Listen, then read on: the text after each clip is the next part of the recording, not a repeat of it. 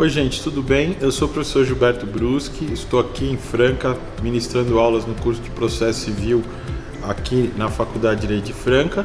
Eu queria convidá-los para vir conhecer a faculdade para fazer o curso de pós-graduação a partir de 2020, tá bom? Vem para cá que vocês não vão se arrepender.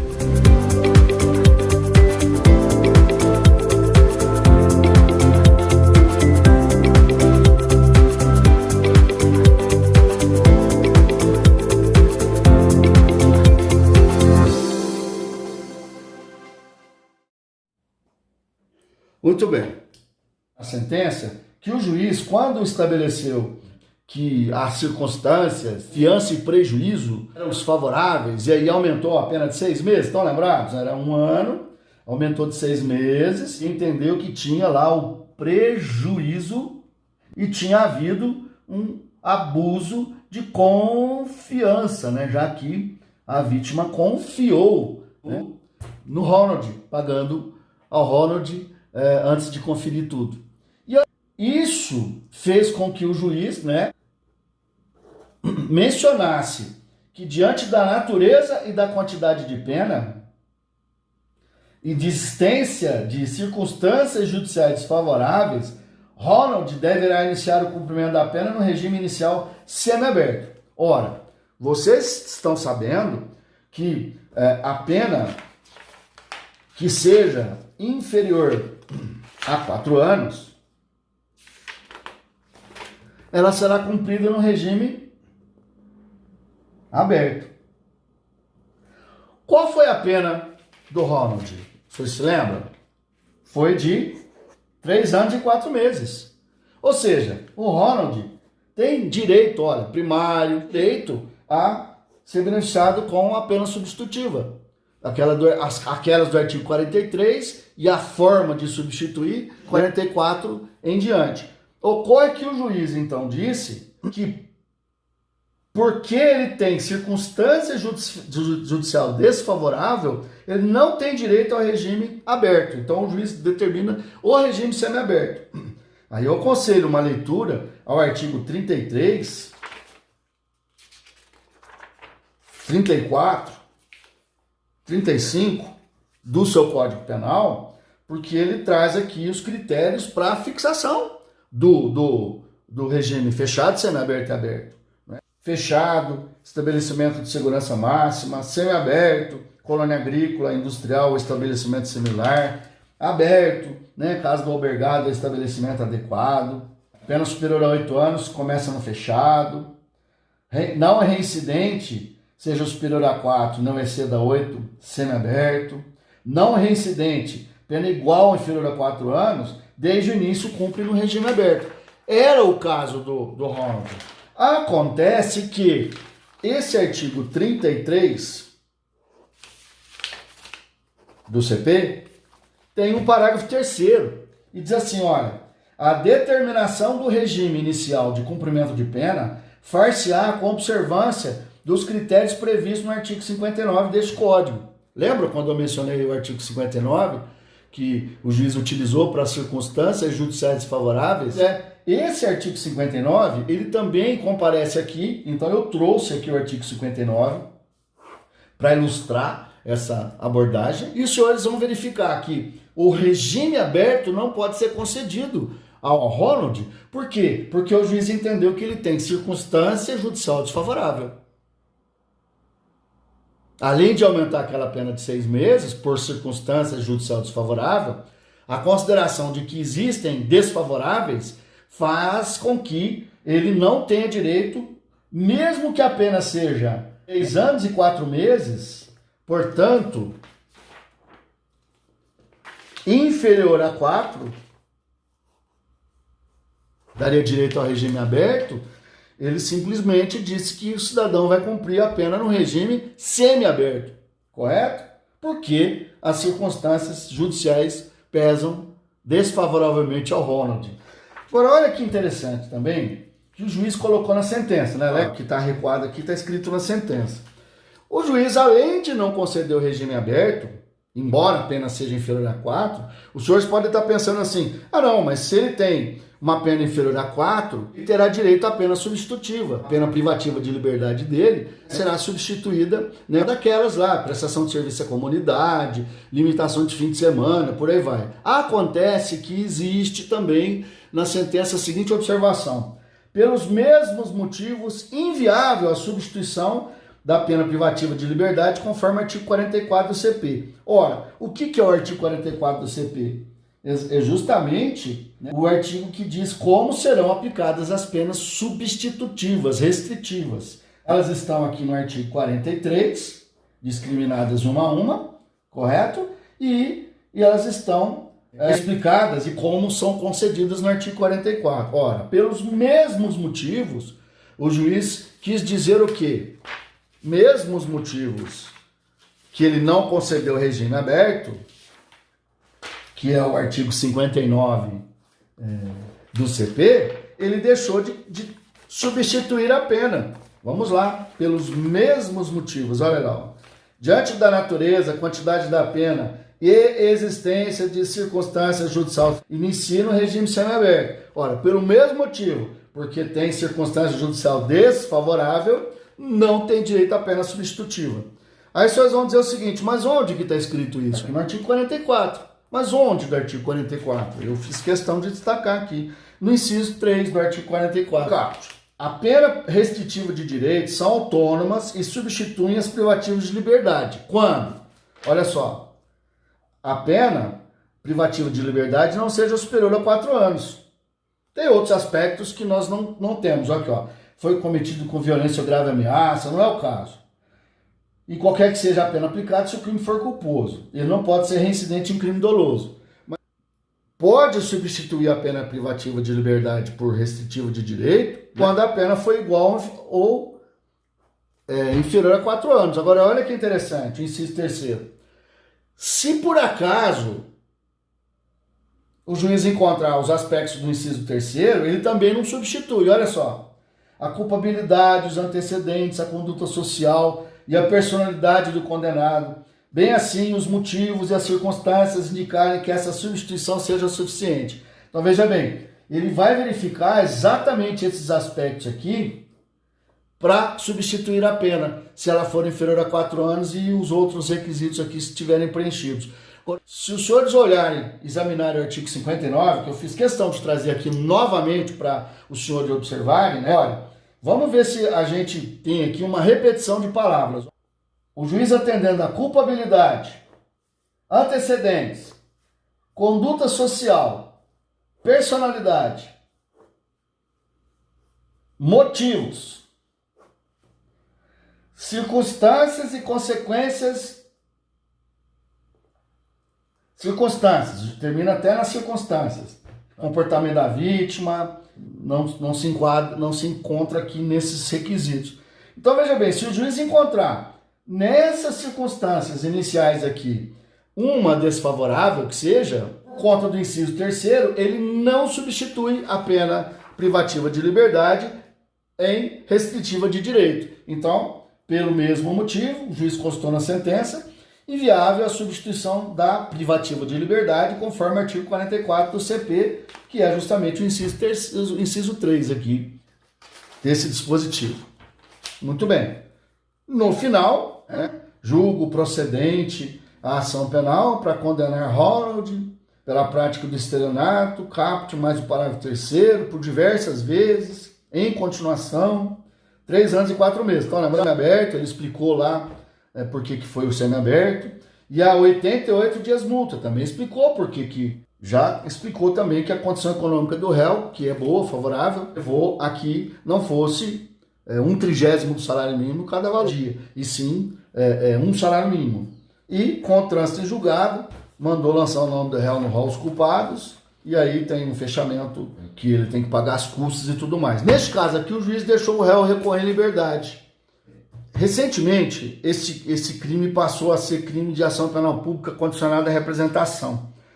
Então, na questão, eu trouxe a informação para a vítima compareceu a juízo, tão logo essa lei aqui entrou em vigor, e manifestou que estava representando que o Ronald fosse processado e condenado.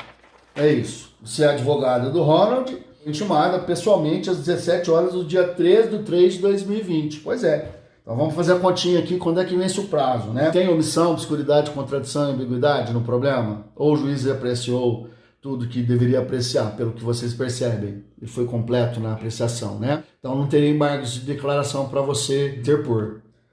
Qual o recurso cabível contra a danatória proferida pelo juiz singular?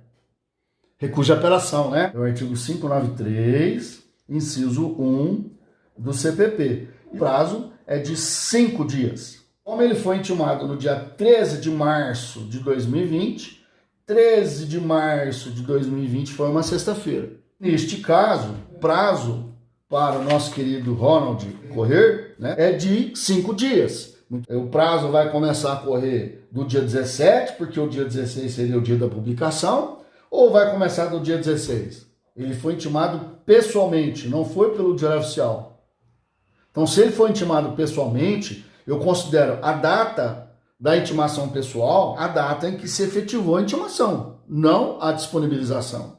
E neste caso, então, o prazo, o advogado Ronald de interpor ou o advogado do Ronald de interpor recurso de apelação será de 5 dias e, portanto, será dia 1, 2, 3, 4, 20, né? 20, o prazo, então, para interpor recurso, 20/3/2020. O senhor foi intimado dia 13. Dia 14 eu não conto, dia 15 eu não conto, passa a contar dia 16. Então o problema pede, né, que vocês produzam a medida cabível, o impresso próprio, eu já disponibilizei no grupo para os senhores. Tanto a capa da peça, quanto o impresso, que eu gostaria de dizer que o impresso lá é constituído de 8 folhas pautadas. Tem a primeira folha que tem o cabeçalho, ela deve iniciar a peça e não quer dizer que os senhores devem fazer em, no máximo, 8 folhas ou não devem fazer menos do que 8 folhas. Se tiverem que imprimir um pouco mais, façam a impressão. E não deve ser frente e verso, porque frente e verso fica difícil e complicado corrigir, arquivar o trabalho e tudo mais. Agora eu gostaria de resolver com os senhores, né, o problema, porque, afinal de contas, a solução foi dada aqui no texto. A minha explicação contemplou a solução. Então, vamos verificar aqui se os senhores me ajudar a resolver esse problema. Vamos voltar aqui, quando o juiz determinou. Primeira coisa que eu gostaria de dizer, olha, eu combinei com o pessoal que já assistiu a aula no sábado, que nós não vamos pedir, interpor recurso de apelação para dizer que não tem prova suficiente para condenação e tudo mais. Eu vou poupar vocês, né, dessa situação. Vamos considerar que o advogado do Ronald e o Ronald estão convencidos de que não conseguem mesmo lá no tribunal buscar isso. Não estou dizendo que vocês não devem fazer isso na vida real, né? Mas aqui porque o que eu pretendo é que os senhores trabalhem com uma outra situação, com uma outra abordagem, e aí eu gostaria que colocassem em luz, né, o holofote exatamente nesses aspectos. Mas então, o que eu gostaria de dizer aos senhores é o seguinte: admitida a prática da conduta, né, o juiz, quando admite a prática da conduta, o que ele faz? Ele simplesmente estabelece que o nosso querido Ronald praticou os elementos do tipo. Vamos verificar o artigo 171. Então vamos resolver os argumentos que serão lançados no direito. O juiz, em determinado momento, estabeleceu que o Ronald de fato praticou o crime do artigo 171 do CP, inclusive com aquele aumento, né, aquela circunstância de que presente, né, com o hospital vítima, aumenta a pena de 1/3. Então, se vocês me acompanharem, vão verificar aqui que no artigo 171, eu tenho aqui, olha, é estelionato, passível de punição com pena de reclusão de 1 a 5 anos, a conduta que consiste em, olha só, obter para si vantagem ilícita em prejuízo alheio, induzindo alguém em erro mediante artifício, ardil ou qualquer outro meio fraudulento. Então vejam bem, vou fazer a pergunta. Quando o juiz estabeleceu que o Ronald, de fato, com as condutas que ele praticou, ele de fato praticou estelionato, ou seja, ele incidiu nos elementos que constituem o tipo estelionato, ele levou em conta o prejuízo do hospital, prejuízo alheio do hospital, para fixar a prática do estelionato? Levou. Outra pergunta. Quando ele entendeu que o Ronald abusou da confiança do hospital, né, que afinal de contas apresentou os recibos e foi recebendo os valores mês a mês durante 7 meses, né, e simplesmente o hospital não conferiu absolutamente nada, o hospital confiou, né? Ora, quando ele apresenta o recibo e escudado na confiança do hospital, ele praticou o quê? Ele obteve a vantagem ilícita, ele induziu o hospital a erro, tá? Que é elemento do tipo, só que olha interessante, mediante artifício ardil ou meio fraudulento. Então, a confiança que a vítima tem no estelionatário é inerente ao tipo, com base nesses elementos constitutivos aqui do final do tipo penal. Muito bem, agora eu queria perguntar para os senhores, se isto foi levado em conta, prejuízo, confiança, melhor, para dizer que houve a prática do crime, eu pergunto, o prejuízo e a confiança poderiam também ser utilizados como sendo circunstância judicial desfavorável? Tem algum erro aí nessa forma de contar e recortar a pena? O que vocês acham? Eu entendo que se o prejuízo é inerente ao estelionato, prejuízo, tá aqui, ó, prejuízo como circunstâncias, consequências, né, que o juiz utilizou para aumentar a pena. O prejuízo, tá aqui, ó, prejuízo, prejuízo. Código, sentença, aumentando a pena usando o prejuízo 2 vezes. Né? Confiança, tá vendo? Olha aqui, ó. Circunstância da infração penal, né? Abusou da confiança que lhe era depositado pela vítima e por seus sócios. Ora, isso está íncito, né? Inerente ao tipo penal. Ora, a partir do momento que o juiz fixa que ele praticou estelionato, ele levou em conta que existiu confiança da vítima, existiu prejuízo, ele não pode utilizar esses elementos na primeira fase do método trifásico, que é a circunstância judicial desfavorável.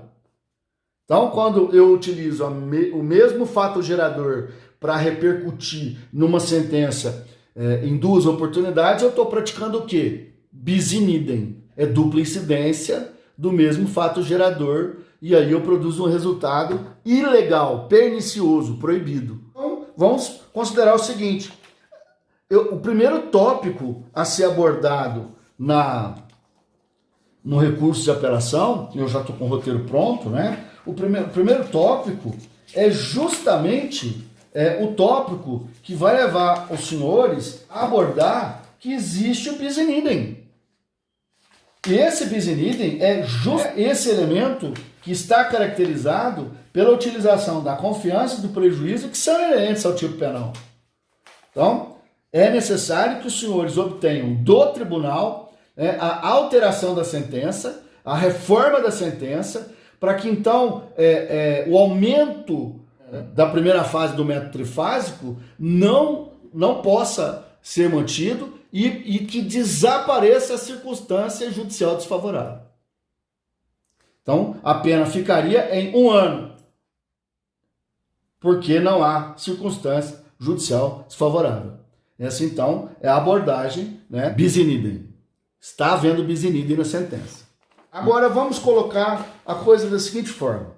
O que levou o juiz a não conceder ao nosso querido Ronald o regime aberto, já que a pena do Ronald é 3 anos e 4 meses, né, e com essa redução de 1 ano e 6 meses para 1 ano, ela será menor ainda do que 3 anos e 4 meses, né, mesmo com o crime continuado. Nesse sentido, eu pergunto aos senhores, O que levou o juiz a não conceder ao Ronald o regime aberto, numa pena que já é inferior a 4 anos? Ora, é muito simples, né? O que levou o juiz a não conceder ao Ronald o regime aberto, já que a pena já é de 3 anos e 4 meses, portanto inferior a 4 anos, e com a redução de 1 ano e 6 meses para 1 ano, mesmo que haja aumento do crime continuado, a pena continuará sendo inferior a 4 anos. Ora, é muito simples. Me parece que o juiz considerou, conforme nós já tínhamos conversado antes, não é?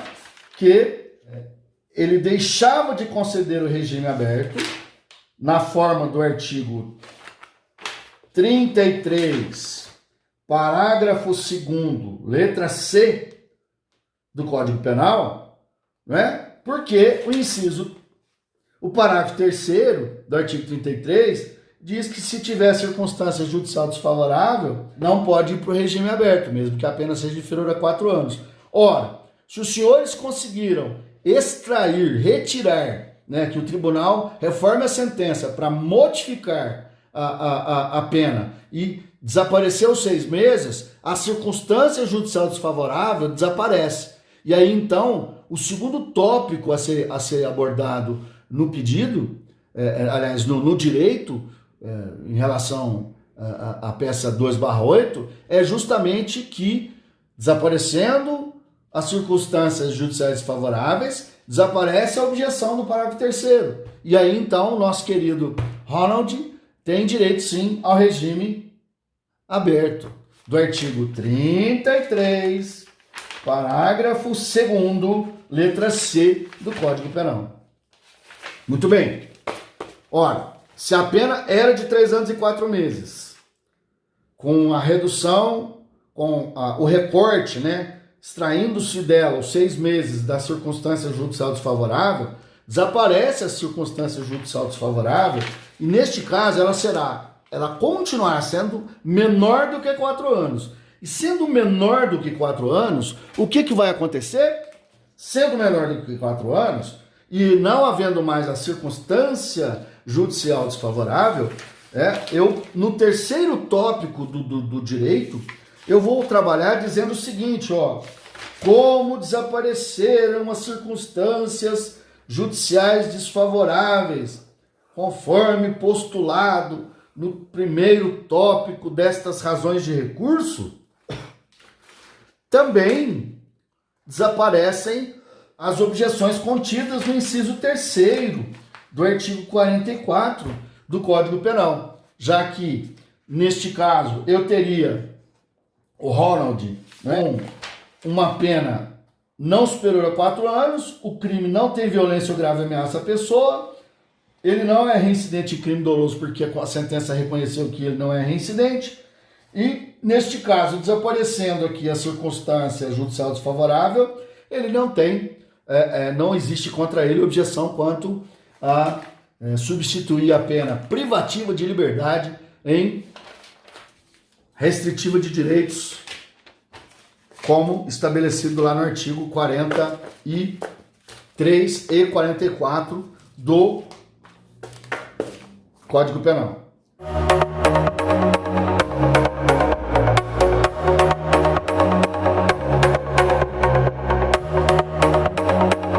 Olá, meu nome é José Antônio Marcos, sou professor da Faculdade de Direito de Franca, coordenador dos programas de pós-graduação.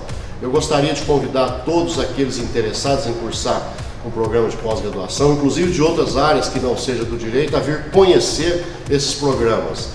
Devo ressaltar a excelência de ambos os programas que a gente tem, tanto na área de direito processual civil e empresarial, como na área de direito trabalhista e previdenciário, que são áreas hoje de muito interesse por conta da dinâmica que acontecem na formulação jurídica dessas disciplinas. Nós estamos aqui à disposição de vocês, maiores informações pelo site da faculdade e nas redes sociais.